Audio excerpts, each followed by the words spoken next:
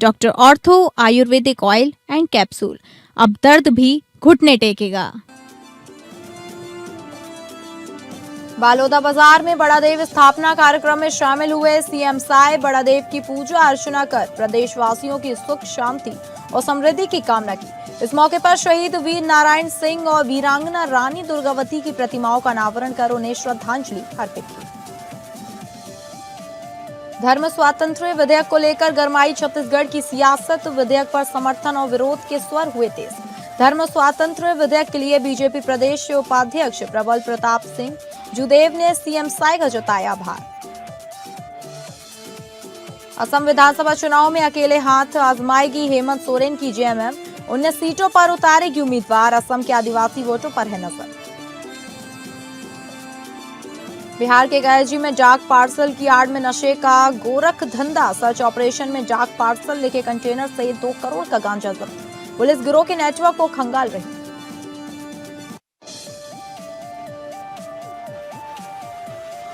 नमस्कार, आप सभी का स्वागत है स्टेट लाइव में और मैं हूं आपके साथ अंकिता सिंह। स्टेट लाइव की शुरुआत करेंगे छत्तीसगढ़ की खबर से, जहां मुख्यमंत्री विष्णुदेव साय बलोदा बाजार भाटापारा जिले के ग्राम ओड़ान में आयोजित बड़ा देव स्थापना कार्यक्रम में शामिल हुए। इस दौरान उन्होंने पूजा अर्चना कर प्रदेशवासियों की सुख शांति और समृद्धि की कामना की। मुख्यमंत्री साय ने विधि विधान से बड़ा देव की पूजा करते हुए कहा कि ऐसे आयोजन हमारी संस्कृति, आस्था और सामाजिक एकता को मजबूत करते हैं। उन्होंने इस मौके पर शहीद वीर नारायण सिंह और वीरांगना रानी दुर्गावती की प्रतिमाओं का अनावरण कर उन्हें श्रद्धांजलि अर्पित की। सीएम ने कहा कि दोनों महान हस्तियों का बलिदान और साहस आज भी समाज के लिए प्रेरणा का स्रोत है। इस कार्यक्रम में जनप्रतिनिधियों और बड़ी संख्या में लोगों की उपस्थिति रही।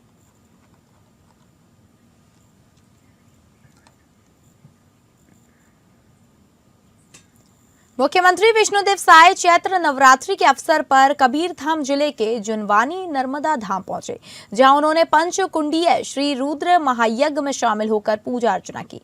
मुख्यमंत्री साय ने विधि विधान से यज्ञ की परिक्रमा कर व्यवसाय पीठ की पूजा की और प्रदेशवासियों की सुख शांति और समृद्धि की कामना की। उन्होंने कहा कि ऐसे धार्मिक आयोजन समाज में आस्था, एकता और सकारात्मकता को मजबूत करते हैं। कार्यक्रम में उप मुख्यमंत्री विजय शर्मा सहित कई प्रतिनिधि, जनप्रतिनिधि और श्रद्धालु मौजूद रहे।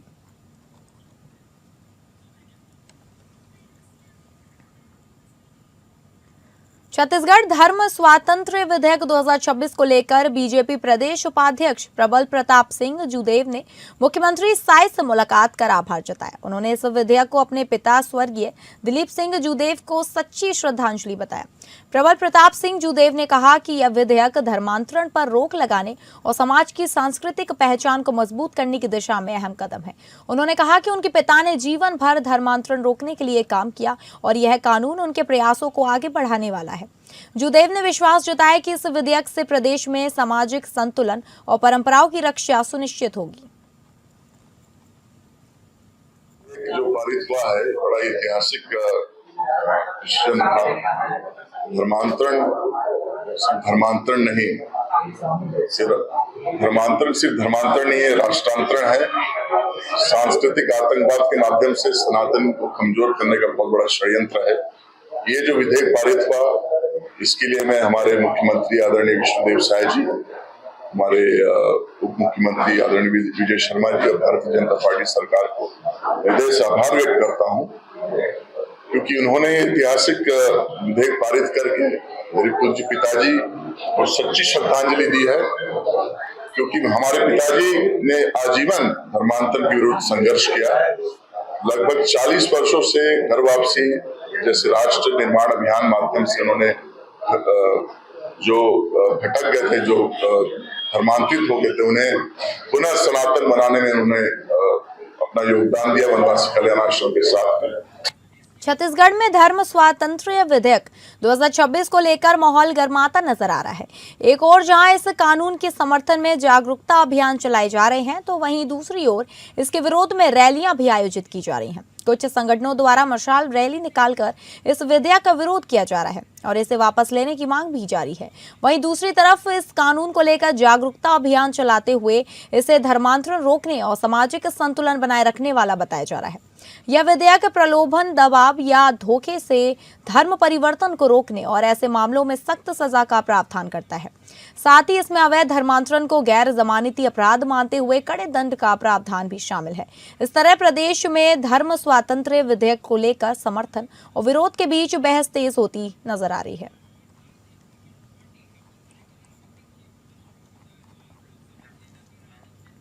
अब रुक करेंगे झारखंड की खबर का, जहां असम विधानसभा चुनाव की तारीखों की घोषणा होते ही झारखंड की सत्ता दलें झारखंड मुक्ति मोर्चा और कांग्रेस के मैदान में भिड़ंत पर कवायद तेज हो गई हैं। इसी बीच मुख्यमंत्री हेमंत सोरेन और विधायक कल्पना सोरेन के दिल्ली जाते ही जेएमएम द्वारा अब 21 सीटों पर चुनाव लड़ने की चर्चा सामने आई है। ऐसे में पार्टी के केंद्रीय महासचिव मिथिलेश ठाकुर ने हमारी संवाददाता तृप्ति सिंह से बातचीत कर इस बातचीत में झामुमो की बड़ी रणनीति पर विस्तार से चर्चा करते हुए कई बड़े दावे किए। झारखंड मुक्ति मोर्चा के जो अध्यक्ष हेमंत सोरेन मुख्यमंत्री जो हैं, उन्होंने आगामी जो 5 राज्यों में चुनाव होने वाले हैं, आसाम की बात करें, पश्चिम बंगाल की बात करें, बाकी राज्यों की, तो उसे लेकर जिस तरीके से तैयारियां शुरू कर दी, वहां वो गए, भाषण भी देते नजर आए, आदिवासी समुदाय को लेकर वो आवाज बुलंद करते नजर आए। क्या लगता है आपको आसाम में इस बार तख्ता पलट की सिचुएशन होगी और किस तरीके से इंडिया गठबंधन, यहाँ जो गठबंधन है वो इस पर तय कर रही है रणनीति? पूरे देश में लगभग 12.5 करोड़ आदिवासी समुदाय के लोग बसते हैं और अगर झारखंड को अपवाद के रूप में कह दिया जाए तो पूरे देश में कहीं ना कहीं किसी न किसी रूप में हमारे जो आदिवासी भाई, आदिवासी समुदाय के लोग हैं, उनकी अनदेखी की जा रही है, उनकी उपेक्षा की जा रही है। तो आज जब झारखंड में 2019 से जब माननीय हेमंत सोरेन जी के नेतृत्व में जो सरकार बनी और आदिवासियों, मूलवासियों को केंद्र में रखकर जिस तरह से फोकस करके उनके लिए काम हुए, ये पूरे देश में चर्चा का विषय है। बहुत सारे हमारे झारखंडी भाई, बिहार से लोग, बहुत सारे प्रदेशों से लोग असम में जाकर बसे हुए हैं। अच्छा, छोटा सा एक ये जानना चाहेंगे, जैसे कि बाकी राज्यों में इंडिया गठबंधन साथ चलती है या इंडिया गठबंधन के साथ ही झामुमो चलती है, लेकिन क्या आसाम में भी ऐसा ही कुछ है? इंडिया गठबंधन मतलब कांग्रेस और जेएमएम साथ चलेगी या फिर अलग दिशा में, अलग तरीके से अलग जेएमएम जाना चाहती है? इस पर विस्तार के लिए। देखिए, हमारे माननीय मुख्यमंत्री हमारे केंद्रीय अध्यक्ष भी हैं और हमेशा उनकी सोच सकारात्मक रहती है और जहां भी अपना, जैसे झारखंड मुक्ति मोर्चा का संगठन जैसे वो हमेशा मजबूत रखना चाहते हैं, अच्छे लोगों के हाथ में जिम्मेदारी देना चाहते हैं, वैसे ही आज गठबंधन में रहते हुए वो चाहते हैं कि गठबंधन काफी मजबूत हो। झारखंड कैबिनेट के पूर्व मंत्री मिथिलेश ठाकुर हमारे बीच नजर आए, जिन्होंने केंद्र की विदेश नीति पर भी कड़ा सवाल खड़ा किया है और देखना होगा आने वाले समय में किस तरह की पहल ली जाती है केंद्र की तरफ से, जो स्थिति है इस पर। वहीं आगामी जो चुनाव है, विधानसभा चुनाव 5 राज्यों में, इसे लेकर भी किस तरीके से इंडिया गठबंधन अपनी रणनीति तय कर भाजपा को करारी शिकस्त देने में कामयाब होती है, ये भी चुनाव के समय देखना होगा। हमारे सहयोगी दीपक के साथ एपीएन न्यूज से मैं राज्य। नमस्कार। असम समेत 5 राज्यों में होने वाले आगामी विधानसभा चुनाव को लेकर महागठबंधन की रणनीति पर झारखंड प्रदेश कांग्रेस से एक बड़ा बयान सामने आया है। दरअसल जेएमएम और कांग्रेस में समन्वय की स्थिति पर उठ रहे सवालों के बीच रांची में पत्रकारों से बात करते हुए कांग्रेस विधायक कुमार जयमंगल सिंह ने अपनी प्रतिक्रिया व्यक्त की है। इस दौरान उन्होंने महाराष्ट्र चुनाव का हवाला देते हुए अलग अलग चुनाव लड़ने की मंशा पर जवाब दिया है।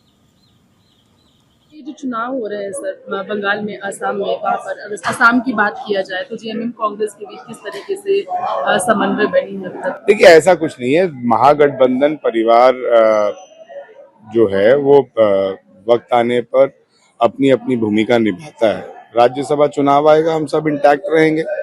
अब किसी अन्य राज्य में अगर जेएमएम पैर पसारना चाह रही है तो उसे तो उसका अधिकार मिलना चाहिए, चाहे वो गठबंधन में शामिल होकर हो या गठबंधन से बाहर जाकर हो, लेकिन उसमें टिप्पणी नहीं होनी चाहिए, क्योंकि हम एक राज्य में साथ में हैं, हम दूसरे राज्य में लड़ने जा रहे हैं और ये कोई विपक्ष हमारे सत्ता दलों के साथ ही नहीं है।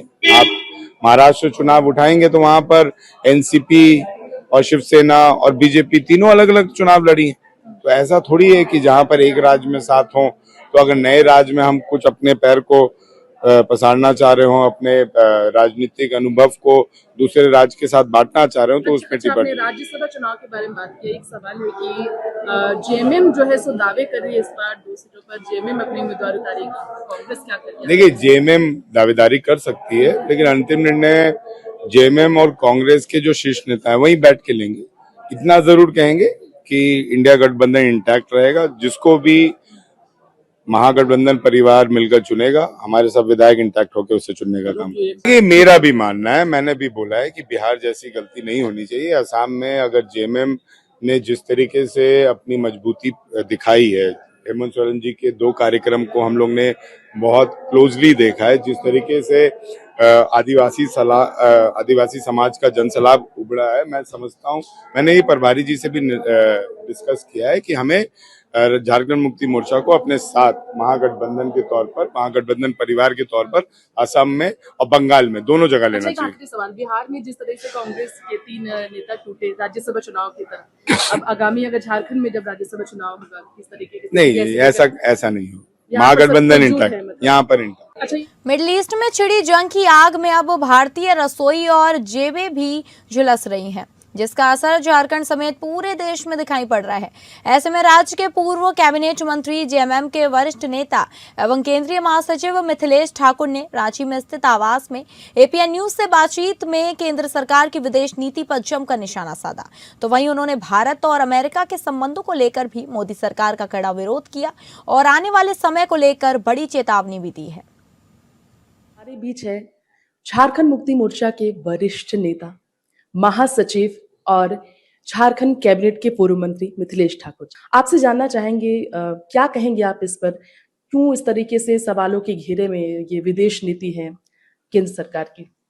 देखिए, कहने में तो दुख होता है कि अपने देश की ये कहे तो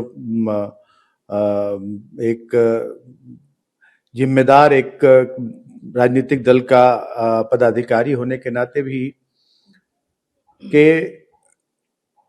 ये पूरी तरह से हमारा देश आज हर नीतियों में विफल है। कोई भी नीति, चाहे रक्षा नीति हो, विदेश नीति हो या देश के इंटरनल कोई पॉलिसी बनानी हो, कुछ भी, हर क्षेत्र में फेल्योर है केंद्र सरकार। उन्हें सिर्फ और सिर्फ ये फूट डालो राज करो की नीति के तहत इस देश में काम हो रहे हैं। डेवलपमेंट से कोई लेना देना नहीं है। हम विदेशों में कैसे हमारी साख मजबूत हो, इससे कोई लेना देना नहीं है। बांग्लादेशी घुसपैठियों की बात हमेशा इनके वरिष्ठ नेता, चाहे गृह मंत्री जी हों या प्रधानमंत्री हों, इनके वरिष्ठ जितने भी रक्षा मंत्री हों, ये सिर्फ बांग्लादेशी घुसपैठियों की बात करते हैं और इन्हें ये समझ में नहीं आता कि घुसपैठियों को रोकने की जिम्मेदारी किनकी है। देखिए, सबसे पहले तो यही चाहूंगा कि पूरी दुनिया में अमन, चैन, शांति कायम हो, जल्द से जल्द ये युद्ध विराम हो। और जो वैकल्पिक व्यवस्था की बात कर रहे हैं, इस पर भी मुझे नहीं लगता कि कोई केंद्र की सरकार ठोस पहल, वो बोल्डनेस कहीं से भी नहीं दिखता। वो सीधे सीधे समर्पण की स्थिति में दिखते हैं। तो भारत पाकिस्तान युद्ध की भी बात अगर कर लीजिए, देखिए कैसे कि बार बार सोशल मीडिया प्लेटफॉर्म पर, मीडिया में बार बार डोनाल्ड ट्रंप का ये वक्तव्य आता रहा कि मैंने युद्ध रोकने के लिए कहा, मैंने युद्ध विराम के लिए कहा, मेरे कहने पर युद्ध विराम हुआ। तो ये सारी बातें दर्शाती है कि हमारी सरकार जो है, केंद्र की सरकार है, माननीय प्रधानमंत्री मोदी जी के नेतृत्व में, माननीय गृह मंत्री जी के नेतृत्व में जो सरकार चल रही है, वो सरकार पूरी तरह से फेलियर है अपने जिम्मेदारियों को।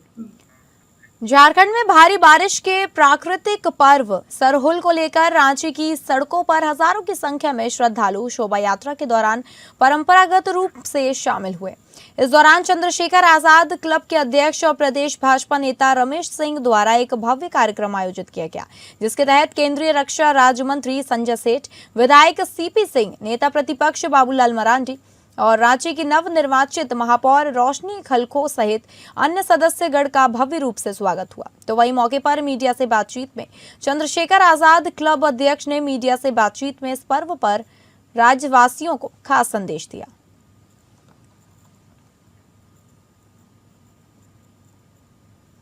जहां पूर्णिया के नवनिर्वाचित सांसद राजेश रंजन उर्फ पप्पू यादव ने एक प्रेस कॉन्फ्रेंसिंग के दौरान बिहार सरकार और प्रशासन पर तीखा हमला बोला है। पप्पू यादव ने प्राकृतिक आपदा से बर्बाद हुई मक्का की फसल को लेकर किसानों के लिए मुआवजे और ऋण माफी की मांग उठाई। इसके साथ ही उन्होंने डगरुआ में हुई गैंगरेप और हत्या की घटना पर आक्रोश जताते हुए राज्य की कानून व्यवस्थाओं पर गंभीर सवाल खड़े किए हैं। पूर्णिया में पत्रकारों से बातचीत करते हुए सांसद पप्पू यादव ने कहा कि बिहार में हालिया प्राकृतिक आपदा ने किसानों की कमर तोड़ दी है। खेतों में लगी मक्का की फसल पूरी तरह बर्बाद हो चुकी है। सांसद ने सरकार से मांग की है कि प्रभावित किसानों को तत्काल उचित मुआवजा दिया जाए। खेती के लिए गए किसानों के तमाम कर्ज माफ किए जाए। पप्पू यादव यही नहीं रुके, उन्होंने बिहार सरकार की कार्यशैली पर कटाक्ष करते हुए कहा कि 13 करोड़ की जनता को भगवान भरोसे छोड़ दिया गया है। उन्होंने आरोप लगाया कि सरकार का ध्यान जनहित के बजाय राज्यसभा की सीटें बढ़ाने और राजनीतिक समीकरणों पर है। डगरुआ में युवती के साथ हुई गैंगरेप और हत्या की जघन्य वारदात पर सांसद ने कड़े तेवर दिखाए। उन्होंने कहा कि बिहार में बेटियां सुरक्षित नहीं है और प्रशासन सो रहा है। उन्होंने कानून व्यवस्था को पूरी तरह ध्वस्त बताते हुए दोषियों पर कड़ी कार्रवाई की मांग की।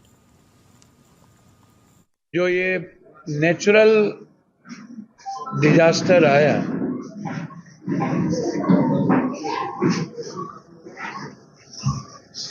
साइक्लोन, तूफान, बारिश, जिसके चलते सीमांचल, कोसी, बिहार का आधा लगभग, खास तौर पर सीमांचल और कोसी में जो मक्के की खेती, पूर्णिया, कटिहार, अररिया, किशनगंज,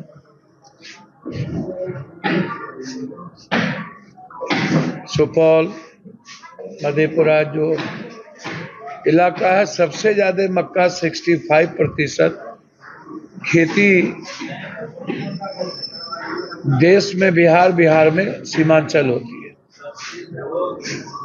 लगभग किसान 1 लाख, 4 लाख, 5 लाख रुपया बैंक से लोन लेकर के 1 एकड़, 2 एकड़, 4 एकड़ में फसल लगाए। बिहार के मुख्यमंत्री नीतीश कुमार अपनी समृद्धि यात्रा के तहत कल यानी 24 मार्च को रोहतास जिले के डेहरी ऑन सोन पहुंच रहे हैं। सीएम के इस दौरे को लेकर जिला प्रशासन ने तैयारियां पूरी कर ली हैं। इस दौरे के दौरान मुख्यमंत्री ने न केवल जिले को करोड़ों की योजनाओं को उपहार देंगे, बल्कि एक विशाल जनसभा को भी संबोधित करेंगे। इस दौरान सीएम कुल 308 योजनाओं का उद्घाटन और शिलान्यास करेंगे। इन परियोजनाओं की कुल लागत 480 करोड़ रुपए से अधिक है। प्रगति यात्रा के दौरान घोषित पुरानी योजनाओं की जमीनी हकीकत की समीक्षा की जाएगी। डेहरी के बीएमपी मैदान में मुख्यमंत्री जनता से सीधा संवाद करेंगे। मुख्यमंत्री लगभग 2 घंटे तक डेहरी ऑन सोन में मौजूद रहेंगे। रोहतास की डीएम उदिता सिंह ने बताया कि कार्यक्रम की सभी तैयारियां मुकम्मल हैं, पूर्ण हो चुकी हैं। योजनाओं के लोकार्पण के साथ साथ नई विकास योजनाओं की नींव रखी जाएगी। वहीं सुरक्षा व्यवस्था पर एसपी रोशन कुमार ने कहा कि चप्पे चप्पे पर पुलिस बल तैनात रहेगा और सुरक्षा के पुख्ता इंतजाम किए गए हैं। भागलपुर के टाउन हॉल में बिहार की गौरवशाली संस्कृति, इतिहास और परंपराओं को जन जन तक पहुंचाने के उद्देश्य से 2 दिवसीय बिहार दिवस कार्यक्रम का भव्य शुभारंभ किया गया। जिला प्रशासन के नेतृत्व में आयोजित इस कार्यक्रम की शुरुआत दीप प्रज्वलन के साथ हुई, जिसमें DDC Pradeep Kumar Singh, ADM Dinesh Ram, DRDA director Durga Shankar Prasad और कला एवं संस्कृति पदाधिकारी अंकित रंजन शामिल रहे। कार्यक्रम के दौरान मुख्य अतिथियों को अंग वस्त्र, पौधा और स्मृति चिन्ह देकर सम्मानित किया गया। सांस्कृतिक प्रस्तुति की शुरुआत बिहार राज्य गीत से हुई, जिसे किलकारी के कलाकारों ने प्रभावशाली ढंग से प्रस्तुत किया। इसके अलावा दिलजीत द्वारा अपनों बिहार की उन्नत बनाइवे गीत ने दर्शकों का दिल जीत लिया। इस अवसर पर डीडीसी प्रदीप कुमार सिंह ने कहा कि बिहार दिवस हमें अपनी ऐतिहासिक विरासत को याद करने और उसे आगे बढ़ाने का अवसर देता है। उन्होंने सभी लोगों से बिहार को फिर से गौरवशाली बनाने में अपनी भागीदारी सुनिश्चित करने की अपील की। वहीं 2 दिवसीय इस आयोजन में स्थानीय कलाकारों को मंच देकर उनकी प्रतिभा को नई पहचान देने का प्रयास किया जा रहा है। जिले वासियों को 114वें बिहार दिवस की शुभकामनाएं देना चाहेंगे। 114वें बिहार दिवस के अवसर पर हम लोगों ने आज यहाँ पर कार्यक्रम आयोजित किया है, जिसमें बिहार को हम लोग याद कर रहे हैं। बिहार की जो आज 112 वर्ष हुए हैं, इसके गठन के उसका और जो इसका ऐतिहासिक धरोहर है, जो इसका प्राचीन इतिहास है, उसका हम लोग आज साझा कर रहे हैं सभी। बिहार दिवस पर हाजीपुर जिले के विभिन्न थाना क्षेत्रों से आए चौकीदार एवं दफादार परेड में सम्मिलित हुए। कार्यक्रम के दौरान जिलाधिकारी द्वारा सभी जवानों को स्वच्छ एवं निर्धारित वर्दी धारण करने, समयबद्ध उपस्थिति सुनिश्चित करने तथा अपने अपने क्षेत्रों में सूचना संकलन एवं विधि व्यवस्था संधारण में सक्रिय भूमिका निभाते हुए आवश्यक दिशा निर्देश दिए गए। इसके साथ ही उन्हें आमजन के साथ समन्वय स्थापित कर सूचना संकलन एवं अपराध नियंत्रण में अपनी जिम्मेदारियों के प्रभावी निर्वहन के लिए प्रेरित किया गया।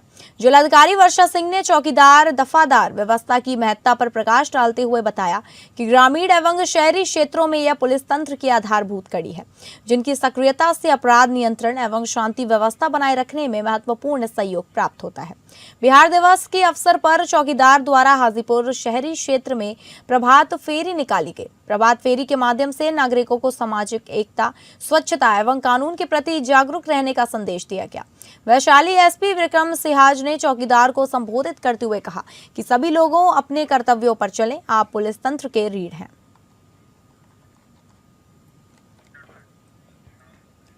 भागलपुर के सबौर मिर्जापुर गांव में उस समय भावनाओं का सैलाब उमड़ पड़ा जब देश की रक्षा करते हुए शहीद हुए वीर जवान नीरज कुमार का पार्थिव शरीर उनके पैतृक गांव पहुंचा।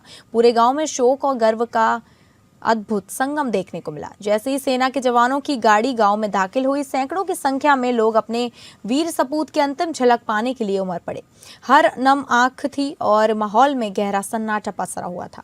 तिरंगे में लिपटे पार्थिव शरीर को जब घर के आंगन में लाया गया तो परिजनों का रो रो कर बुरा हाल हो गया। मां बार बार बेहोश हो रही थी, पत्नी की आंखों से आंसू थमने का नाम नहीं ले रहे थे। वहीं छोटे छोटे बच्चे भी माहौल की गंभीरता से स्तंभ नजर आए। इस दौरान भारत माता की जय और वीर जवान अमर रहे के नारों से पूरा इलाका गूंज उठा, जिसने माहौल को और भी भावुक बना दिया। सेना के जवानों ने पूरे सैन्य सम्मान के साथ शहीद को अंतिम सलामी दी। जवानों ने हथियार झुकाकर अपने साथी को श्रद्धांजलि अर्पित की। इस भावुक क्षण को देखकर हर कोई भाव विभोर हो गया। अंतिम यात्रा के दौरान सबौर थाना और औद्योगिक प्रशिक्षण 0 माइल थाना की पुलिस भी सुरक्षा व्यवस्था में मौजूद रही और जुलूस के साथ चलती नजर आई। ग्रामीणों ने बताया कि नीरज कुमार बचपन से ही देशभक्ति की भावना से ओतप्रोत थे और उनका सपना था कि सेना में जाकर देश की सेवा करना। आज उनके इसी सपने ने उन्हें अमर बना दिया है। गांव का हर व्यक्ति अपने इस वीर सपूत को नम आंखों से विदाई दे रहा था, लेकिन दिलों में उनके बलिदान पर गर्व भी उतना ही मजबूत था। आज उनके इसी सपने ने उन्हें अमर बना दिया।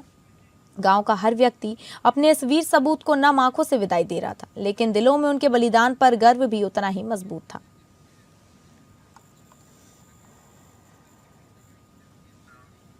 भागलपुर जिले में एक guest faculty teacher Rakesh Kumar की संदिग्ध परिस्थितियों में मौत का मामला सामने आया है, जिससे इलाके में सनसनी फैल गई है। मृतक राकेश खरीक थाना क्षेत्र के अंबो गांव का रहने वाले हैं और टीएनबी कॉलेज में गेस्ट फैकल्टी के रूप में कार्यरत थे। वह पिछले लगभग 3 सालों से विश्वविद्यालय थाना क्षेत्र के परवर्ती स्थित किराए के मकान में रह रहे थे। मकान मालिक प्रदीप कुमार मंडल के अनुसार मृतक अपना अधिकांश समय कमरे के भीतर अध्ययन और शैक्षणिक कार्य में बिताते थे।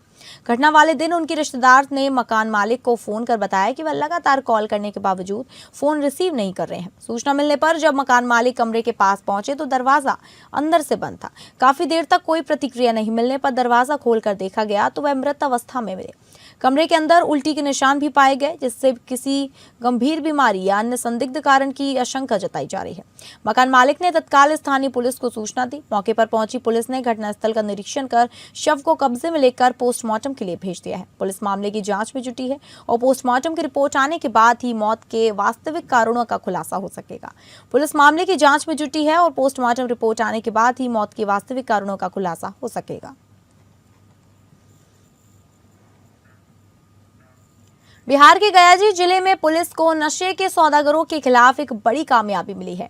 मद्य निषेध टीम और बहेरा थाना की संयुक्त कार्रवाई में एक डाक पार्सल लेके कंटेनर से भारी मात्रा में गांजा बरामद किया गया।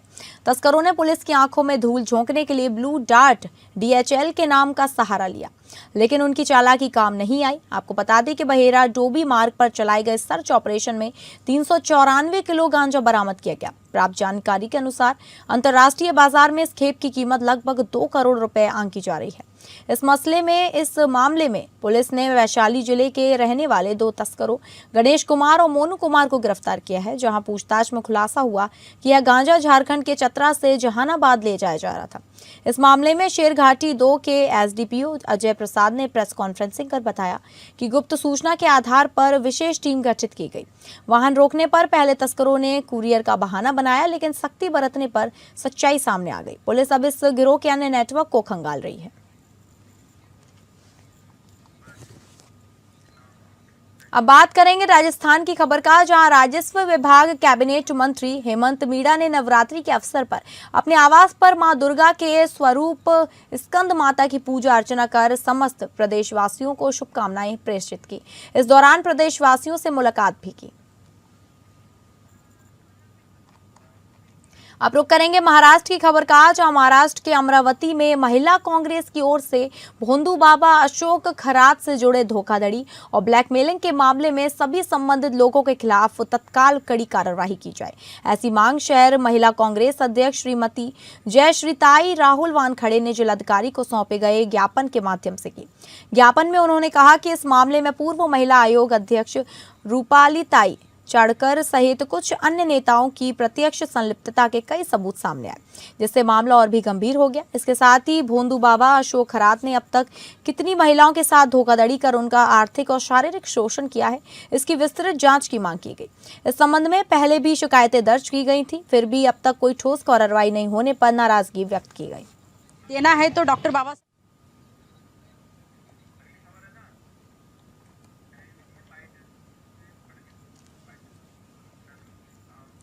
महाराष्ट्र की राजनीति के वरिष्ठ नेता और भारतीय जनता पार्टी के पूर्व सांसद व पूर्व मंत्री दत्ता मेघे का रविवार शाम 89 वर्ष की आयु में निधन हो गया। उनके निधन की जानकारी उनके करीबी सहयोगी और नागपुर के पूर्व उप महापौर रघुनाथ मालीकर ने दी है। बहुत ही कद्दावर नेता, महाराष्ट्र के कद्दावर नेता और विदर्भ के विकास में जिन्होंने बहुत बड़ा योगदान दिया, ऐसे श्री दत्ता भाऊजी मेघे, इनका आकस्मिक कभी आज ही दुखद निधन हुआ है। महाराष्ट्र में एक मंत्री के तौर पर, विधायक के तौर पर, एक सांसद के रूप में उन्होंने किया हुआ काम बहुत पथदर्शी है। विशेष रूप से शिक्षा के क्षेत्र में, स्वास्थ्य के क्षेत्र में, सहकार के क्षेत्र में उन्होंने जो कार्य किया, वो भी मैं ऐसा मानता हूँ कि विदर्भ में एक बहुत ही उल्लेखनीय इस प्रकार का कार्य है। और उनकी सबसे बड़ी खूबी ये थी कि छोटे से छोटा व्यक्ति भी उन तक चला जाए तो कभी खाली हाथ वापस नहीं लौटता था। अब रुक करेंगे पंजाब की खबर का, जहां पंजाब खन्ना के आनंद नगर में गुटखा साहिब की बेअदबी का मामला सामने आया है। 3 बच्चों द्वारा गुटखा साहिब के अंग फाड़कर सड़क पर फेंक दिए गए। लोगों के पता चलने पर भारी संख्या में लोग मौके पर एकत्र हो गए। बेअदबी की घटना के बाद लोगों में रोष बना हुआ है। देर रात तक डीएसपी समराला तरलोचन सिंह, डीएसपी खन्ना विनोद कुमार की अलग अलग टीमें जांच में जुटी हैं। पूरी घटना सीसीटीवी कैमरे में कैद थी। खबर लेके जाने तक बेअदबी करने वाले 3 बच्चों को पुलिस ने हिरासत में ले लिया। एसजीपीसी की टीमें भी मौके पर पहुंच गई। गुटखा साहिब के अंगों को संभाल लिया गया है। एसजीपीसी टीम के सदस्य परमजीत सिंह ने बताया कि घटना का पता चलने पर मौके पर पहुंचे थे। बेअदबी की घटना बहुत ही निंदनीय है। तो फिलहाल स्टेट लाइव में बस इतना ही। नमस्कार।